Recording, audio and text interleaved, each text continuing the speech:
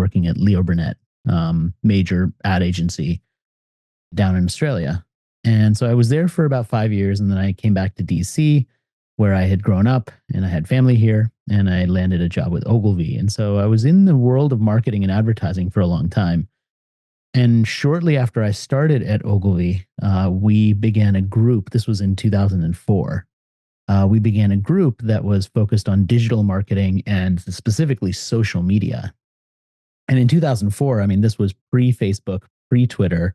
Social media basically meant blogging.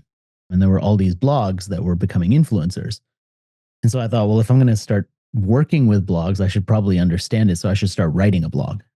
So I started a marketing blog in 2004, which was among the early people to take on blogging. Were there many marketing blogs at the time, or were you? I can tell you there were pretty specifically probably 25, because Ad Age magazine did a feature where they said the top 25 marketing blogs, and I'm pretty sure there were only 25. So by default, I was on that list. And that was great media, because all of a sudden I was a top 25 marketing blog, even though there were only 25 of us, right? It's like coming in last in the race when, you still finished, I guess. So that list led me to get some notoriety. And because of that, eventually, a couple of years later, I had enough of an audience to get a publisher interested. And so that was where my journey into publishing started. I got a literary agent, actually a superstar literary agent, the same guy who had just pitched Tim Ferriss's 4-Hour Workweek and was coming off that huge success of that book. And so you get a literary agent like that, every publisher is immediately interested in you. And we selected McGraw-Hill, and they were the publisher of my first book, which came out in 2008. And that was called Personality Not Included. And that one was all about like why we need personality in marketing. It was all about like being more authentic, being more genuine. And I can say it was a cult hit, I suppose you could call it, as in, it wasn't a bestseller. It didn't actually sell that many copies, but the people who did read it really loved it. So internally, as part of my job, because remember, I was full-time employee at that point, it was a huge credibility boost. I mean, I'm pretty sure I even got a promotion, like thanks to the book, because I was winning these awards and I was making Ogilvy look good, and we were using it in pitches. So professionally, it was a huge success for me. The goal of being on a bestseller list could be that it opens doors to other things. So in my case, when I did eventually hit the bestseller list, I specifically went for it. And the reason I went for it is because I knew as soon as I hit the list, I would feel justified in raising my speaking fee by $5,000. And so every time I spoke, it would result in an additional $5,000. And that was a real business reason to do it. And that's why I did it. And that's exactly what happened. I was leading strategy. I was part of the strategy group. So like brand strategy, basically. And then I was also on the new business team, which meant I was doing a lot of pitching for new business, for new clients. Okay. So it was a combination of those. And so I was getting all these invites, and I went to them and I said, look, can I give you a cut? Can we make this part of my job, basically? And they were like, no, that doesn't fit our thing. So why don't you just take a day off and do those speaking gigs on your own time, and, keep the money, and we know about it and you know about it, but, you do it on your own. I said, okay, fine. And I did that for a while. The problem is that the bigger you get in terms of opportunities for events, and the larger events you do, the further in advance they book you. And so then I started running into a situation where I said yes to an event in Korea 5 months ahead of time, because obviously nothing's on my calendar. And then when the event starts rolling around, we have a huge pitch that we're working on. And now I have to go to them and say, look, you approved my 3 days off to go to Korea, do this event, and come back. And they're looking at that and saying, well, cancel it, because we have this huge pitch and we need you. And I said, I can't cancel. I said yes 4 months ago, and they're expecting me, and they have all this stuff listing me as the keynote. And then I had conflict, right? Because now they're like, okay, well, if you keep going off and doing this stuff, clearly you're focused on the Rohit show and not on us. And that's true. I can't really argue with that, right? Like, that is kind of the perception. So then eventually it just kind of became not manageable to do that.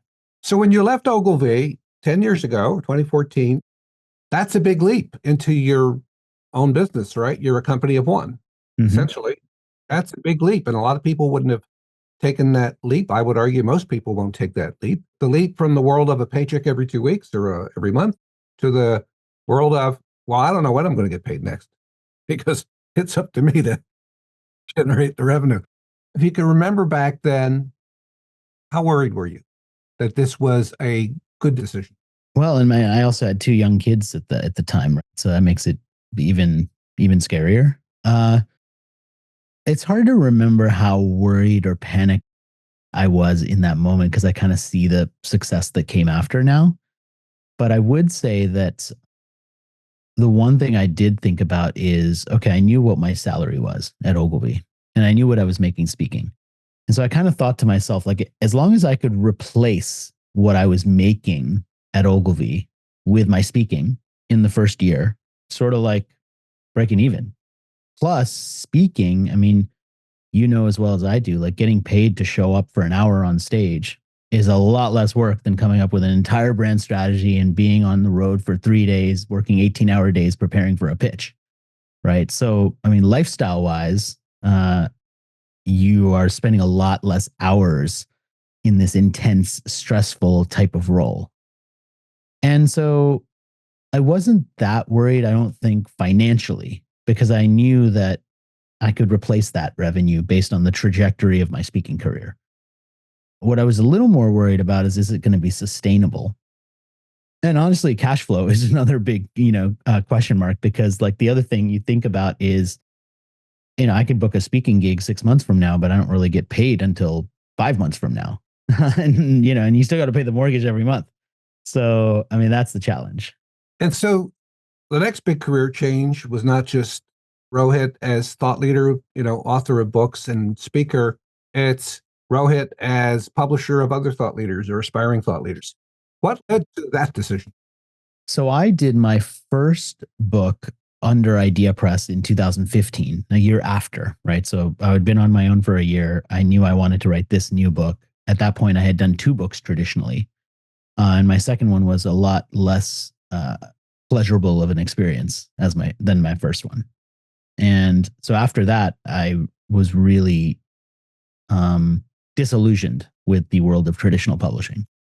And I was thinking, like an artist, why am I giving all my money and my IP and all of this stuff to somebody else to basically make money off my back? And what was disillusioning about it specifically?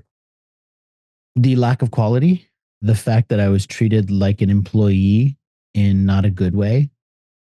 I was feeling rushed to just get something out as opposed to doing my best work.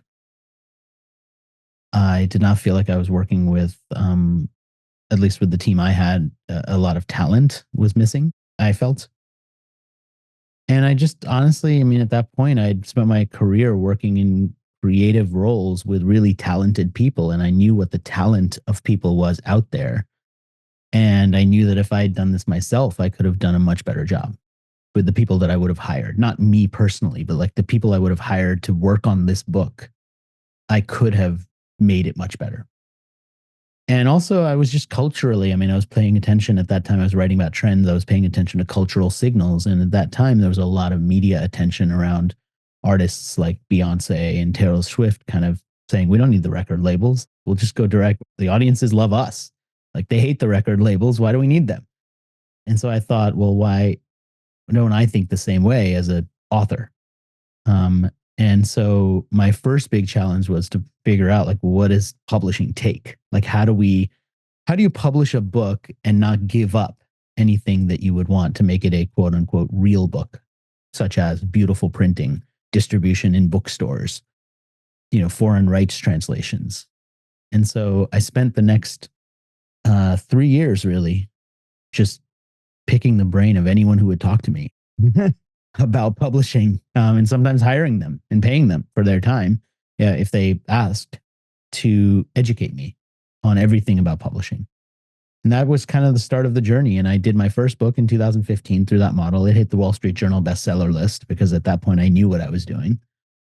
And then I had friends of mine, people in my network who also wanted to write books, who also were frustrated with publishers, who said, you seem to have figured this out. You did all this work. Like, why not do our book too? Like, can you just do us a favor? So I'm like, all right, sure. Like, and I just did them a favor basically. And that turned into Ideapress. So you didn't start Ideapress with the thought in mind, it'll be a stable of authors. It was pretty much, I need my own vehicle to publish my own books. And Exactly. That was it. That was it. That was the entire plan.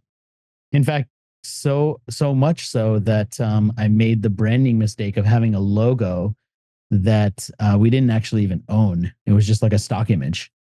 And then once we and it was this dragon logo, which is the logo, but the initial one we didn't own, and it was a stock image. And so I'm like, wait, if I'm going to do this as a business, I need a branded ownable logo. So we actually found a different dragon, which faces the other direction, that we could purchase so that we would own it. So the first Ideapress books, they have a different logo. Like they have the different dragon because we didn't actually own the logo. And then we kind of got smart and did it properly.